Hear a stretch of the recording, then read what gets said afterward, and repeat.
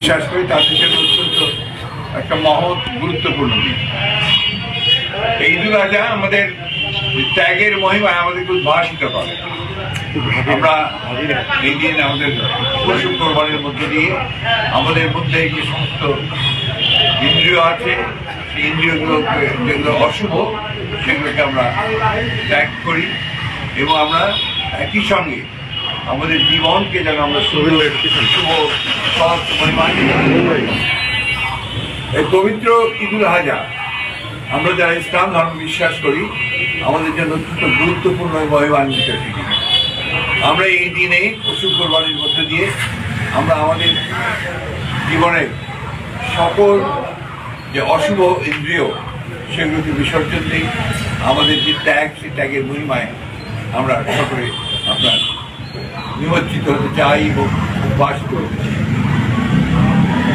আজকে বাংলাদেশের প্রেক্ষাপটে এই ঈদুল আজহা অত্যন্ত গুরুত্বপূর্ণ। এই জন্য গুরুত্বপূর্ণ যে আজকে সমগ্র দেশে যেভাবে দুর্নীতি আগ্রাসী হয়ে একটা ব্যাধি হয়ে ছড়িয়ে পড়েছে, এটা আমরা মনে করি যে আজকে ঈদুল আজহার সেই ত্যাগের মধ্য দিয়ে আজকে যারা এই দুর্নীতিতে আকর্ষণ নিমজ্জিত আছেন তারা ত্যাগ করবেন, তাদের সমস্ত যে অশুভ আকাঙ্ক্ষা সেগুলোকে বাদ দেবেন এবং একই সঙ্গে জনগণের জন্য মানুষের কল্যাণের জন্য তারা কাজ করবেন। আমি আজকে ঈদুল আজহার দিনে আপনাদের সকলকে আমি ঈদ মোবারক জানাচ্ছি। সেই সঙ্গে সারা দেশবাসীকে আপনাদের মাধ্যমে আমি ঈদুল আজহার মোবারক শুভেচ্ছা জানাচ্ছি। সেই সঙ্গে একই সঙ্গে আমাদের জাতীয় চেয়ারপারসন খালেদা জিয়া তারেক রহমানের পক্ষেও আমি আপনাদেরকে শুভেচ্ছা এবং ঈদ মোবারক জানাচ্ছি। সাধারণ মানুষের জন্য এটা অত্যন্ত কষ্টকর একটা দিন আসে আমাদের দেশে। এই জন্যেই যে এখানে যারা পশু কোরবানি করেন তারা তাদের পশু যে ক্রয় করতে হয় সেখানেও তারা একটা বড় রকমের এইবার যে মূল্যস্ফীতি হয়েছে সেখানে তারা আক্রান্ত হয়েছেন, প্রভাবিত হয়েছেন এবং একই সঙ্গে সাধারণ মানুষ যারা হয়তো কোরবানি দিতে পারে না কিন্তু তারা বিভিন্নভাবে সেই কোরবানির গোশত তারা সংগ্রহ করে, তাদের পক্ষে এটাকে যে রান্না করা সেটা তাদের খুব কঠিন হয়ে দাঁড়ায়। কারণ যে সমস্ত মশলা দরকার হয়, যে অন্যান্য উপকরণগুলো দরকার হয় সেটা তাদের পক্ষে সংগ্রহ করা খুব জটিল কঠিন ব্যাপার।